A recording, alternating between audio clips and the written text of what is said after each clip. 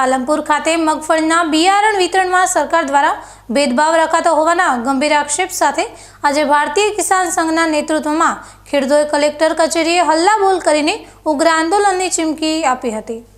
બનાસકાંઠા જિલ્લામાં ચોમાસાની સિઝનની શરૂઆત સાથે જ ખેડૂતો અને સરકાર સામસામે આવી ગયા હોય તેવા દ્રશ્યો પાલનપુર કલેક્ટર કચેરી ખાતે જોવા મળ્યા હતા।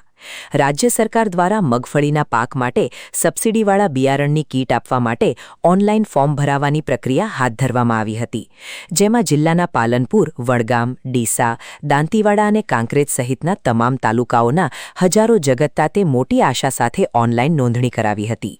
પરંતુ હવે જ્યારે બિયારણ વિતરણ કરવાનો સમય આવ્યો છે ત્યારે સરકાર દ્વારા માત્ર દાંતા, અમીરગઢ અને ધાનેરા તાલુકાના ખેડૂતોને જ આ કીટ અપાશે તેવી આઘાતજનક માહિતી સામે આવતા ખેડૂતોમાં ભારે અસંતોષ અને રોષ ફાટી નીકળ્યો છે। આ અન્યાયી અને ભેદભાવપૂર્ણ નીતિના વિરોધમાં ભારતીય કિસાન સંઘના આગેવાનો મોટી સંખ્યામાં ખેડૂતોને સાથે રાખીને પાલનપુર જિલ્લા કલેક્ટર કચેરીએ દોડી આવ્યા હતા। ખેડૂતોએ સરકાર સામે આકરા સવાલો ઉઠાવતા જણાવ્યું હતું કે જો લાભ માત્ર અમુક જ તાલુકાઓને આપવાનો હતો તો પછી આખા જિલ્લાના ખેડૂતો પાસે ઓનલાઈન ફોર્મ ભરાવીને તેમની સાથે આવું મજાક કેમ કરવામાં આવ્યો। હાલમાં જિલ્લામાં હજુ સુધી જોઈએ તેવો પૂરતો વરસાદ થયો નથી અને બીજી તરફ ખેતીની સિઝન માથે આવી ગઈ છે।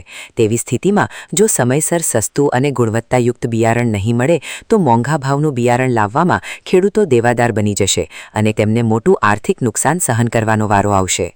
કિસાન સંઘના હોદ્દેદારોએ આ મામલે નિવાસી અધિક કલેક્ટરને આવેદનપત્ર પાઠવીને રજૂઆત કરી હતી। બનાસકાંઠાના ખેડૂતોને ફરીથી સરકારે લોલીપોપ આપ્યો છે, ફરીથી છેતર્યા છે।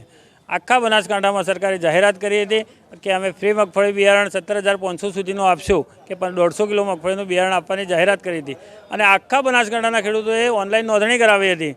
એકવાર સર્વરનો સમય પૂરો થયો તો ફરીથી સરકારે જાહેરાત કરી કે 7 દિવસ સુધી વધારીએ છીએ અને ફરીથી નોંધણી કરાવી અને જ્યારે મગફળીનું બિયારણ આપવાનું થયું ત્યારે અમને દોતા અને અમીરગઢને આપવાની વાત કરી છે અને ધાનેરાને આપવાની વાત કરી તો શું બીજા ખેડૂતોએ શું પાપ કર્યું છે અને જો નહોતું જ આપવાનું તો શા માટે આટલા બધા ખેડૂતોને નોંધણી કરાવી? અમારે નોંધણી કરાવવાની હોય ત્યારે ઉતારા કઢાવવાના હોય, 2-3 વાર સર્વર ડાઉન હોય એટલે જવાનું હોય, ધક્કા ખાવાના હોય, અમારા કિંમતી સમય ખેતીના સમયનો વેડફવાનો હોય, ઉપરથી ખર્ચા કરવાના હોય તો આટલો બધો ખર્ચો કરાવીને અમને જો ના આપવાનું હોય તો નોંધણી જ શા માટે કરાવો છો? એટલે આવા લોલીપોપ આપવાનું બંધ કરો, સસ્તી પ્રસિદ્ધિ લેવાનું પણ બંધ કરો અને જો ખેડૂતોને તમે બિયારણ હવે નહીં આપો તો અમે આંદોલન કરીશું। હજી તો 50% તો અમે વાઈ પણ દીધું છે, પરંતુ તાત્કાલિક અસરથી આનું આંદોલન આપો ને આંદોલન કરવા માટે ભારતીય કિસાન સંઘ મેદાને આવશે। આવેદનપત્ર આપ્યા બાદ પણ કલેક્ટર કચેરીના પટાંગણમાં ખેડૂત આગેવાનો અને વડગામ કિસાન સંઘના હોદ્દેદારોએ સરકારની નીતિઓ સામે ભારે નારાજગી વ્યક્ત કરી હતી। ખેડૂતોએ આક્ષેપ કર્યો હતો કે ઓનલાઈન નોંધણી કરાવતી વખતે તો સરકારને જિલ્લાના તમામ ખેડૂતો યાદ આવ્યા હતા, પરંતુ જ્યારે વાસ્તવિક મદદ અને બિયારણ વિતરણની વાત આવી ત્યારે સરકારી બાબુઓ ઘણા ખરા તાલુકાના ખેડૂતોને સાવ ભૂલી જ ગયા છે। સરકારની આ યોજનામાં અરજી સૌની પણ લાભ માત્ર અમુકને જેવો ઘાટ સર્જાયો છે, જેના લીધે ધરતીપુત્રો અત્યારે ઠગાયા હોવાનો અહેસાસ કરી રહ્યા છે। ખેડૂતો સોશિયલ મીડિયા અને જાહેરમાં પણ હવે સવાલ પૂછી રહ્યા છે કે શું આ ફોર્મ ભરાવવાની પ્રક્રિયા માત્ર વહીવટી સંતોષ અને દેખાવ ખાતર જ હતી કે પછી સરકાર ખરેખર જગતના તાતને મદદ કરવા માંગે છે? જો સરકારનો ઈરાદો શુદ્ધ હોય તો વહેલી તકે બિયારણનો જથ્થો વધારીને બાકી રહી ગયેલા તમામ તાલુકાઓ માટે વિતરણ વ્યવસ્થા શરૂ કરવી જોઈએ। કિસાન સંઘના નેતાઓએ કલેક્ટર કચેરીથી જ સત્તાધીશોને ખુલ્લી ચેતવણી આપી દીધી છે કે જો આગામી દિવસોમાં આ ખેડૂત વિરોધી નિર્ણય બદલવામાં નહીં આવે અને તમામ લાયક ખેડૂતોના હાથમાં બિયારણની કીટ નહીં પહોંચે તો આક્રોશિત ખેડૂતોને સાથે રાખીને રસ્તા રોકો આંદોલન અને જેલ ભરો જેવા ઉગ્ર કાર્યક્રમો આપવામાં આવશે।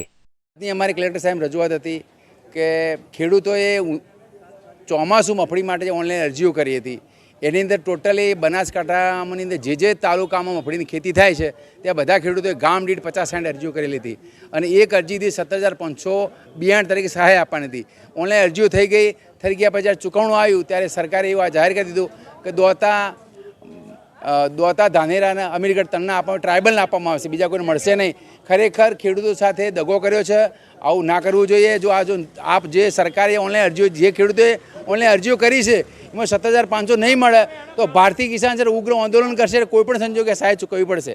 સમગ્ર અહેવાલ પરથી કહી શકાય કે મગફળી બિયારણના વિતરણમાં સર્જાયેલી આ વિસંગતતાના કારણે સરહદી જિલ્લાના ખેડૂતોમાં ભારે અજંપો છે. ત્યારે હવે જોવાનું એ રહેશે કે સરકાર ખેડૂતોની આ વાજબી માંગ સામે નમીને બિયારણ પૂરું પાડે છે કે પછી બનાસકાંઠાની ધરતી પર ફરી એકવાર મોટું ખેડૂત આંદોલન ભભૂકી ઉઠશે. વિનોદ સુંદેશા, પાલનપુર.